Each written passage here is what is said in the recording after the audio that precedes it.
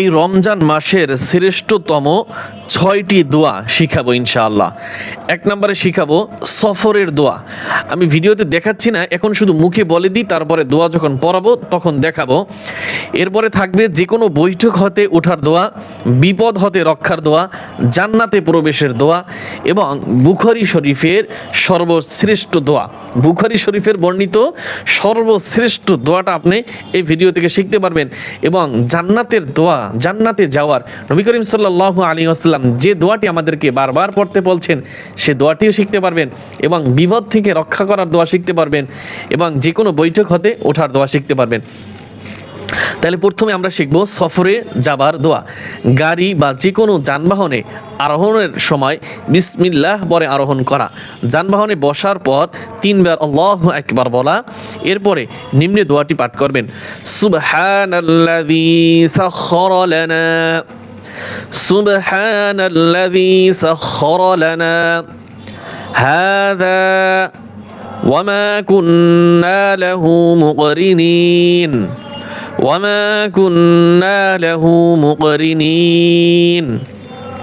আমার সাথে সাথে আবার পড়েন সুবহানাল্লাযী সাখখারা লানা হাযা ওয়ামা কুন্না লাহু মুকরিনিন হাযা ওয়ামা কুন্না লাহু মুকরিনিন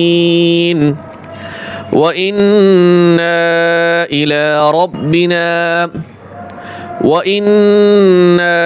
إلى ربنا لمنقلبون وإنا إلى ربنا لمنقلبون। আর যখন রাসূলুল্লাহ সাল্লাল্লাহু আলাইহি ওয়াসাল্লাম সফর হতে প্রত্যাবর্তন করতেন অর্থাৎ বাড়ি ফিরতেন, তখন নিম্নের অংশটুকু বেশি বেশি করে পড়তেন। কি পড়তেন? আইবুনা আইবুনা তাইবুনা আবিদুনা লিরাব্বিনা হামিদুন। আরেকবার পড়ি আইবুনা তাইবুনা عابدون لربنا حامدون لربنا حامدون। এটা হচ্ছে নবীজি সফর থেকে বাসায় ফেরার পরে বেশি বেশি এটা পড়তেন। যে কোনো বৈঠক থেকে উঠার পূর্বে এ দোয়া পড়ুন।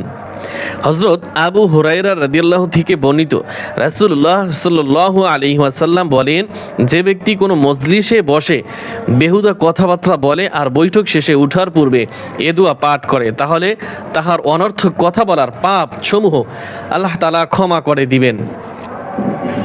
দোয়াটি হচ্ছে সুবহানাকা আল্লাহুম্মা সুবহানাকা আল্লাহুম্মা وبحمدك أشهد أن لا إله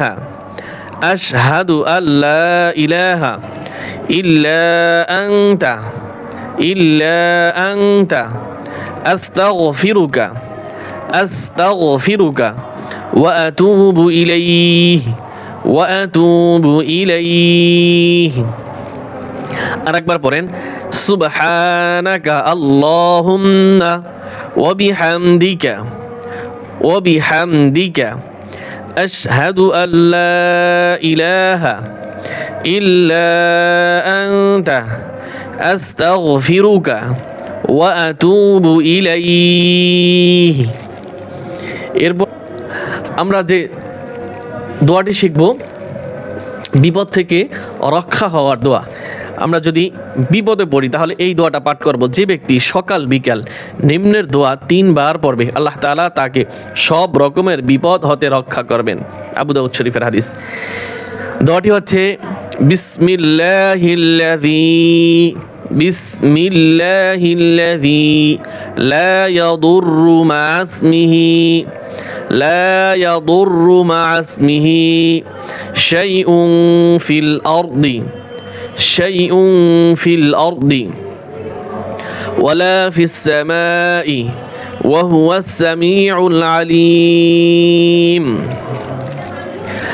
আরেকবার পড়েন বিসমিল্লাহিল্লাযী লা ইয়াদুররু মা ইসমিহি লা ইয়াদুররু মা ইসমিহি শাইউন ফিল আরদি ওয়ালা ফিস সামাই ওয়া হুয়াস সামিউল আলিম। এরপরে জান্নাতের প্রবেশের দোয়া, জান্নাতে প্রবেশের দোয়া। রদিতু বিল্লাহি রাব্বান ওয়া বিল ইসলামি দীনান ওয়া বিমুহাম্মাদিন নাবিয়্যা দীনান ওয়া বিমুহাম্মাদিন নাবিয়্যা রদিতু বিল্লাহি রাব্বান ওয়া বিল ইসলামি দীনান ওয়া বিল ইসলামি দীনান وبمحمد نبيا وبمحمد نبيا। এরপরে বুখারী শরীফের সর্বশেষ হাদিস। দুটি কালিমা মহান আল্লাহ তাআলার নিকট খুবই প্রিয়, দুটি কালিমা আল্লাহ তাআলার দরবারে খুবই প্রিয়, কিন্তু পড়তে খুব সহজ আর জমিনের পাল্লায় খুব ভারী। সুবহানাল্লাহ।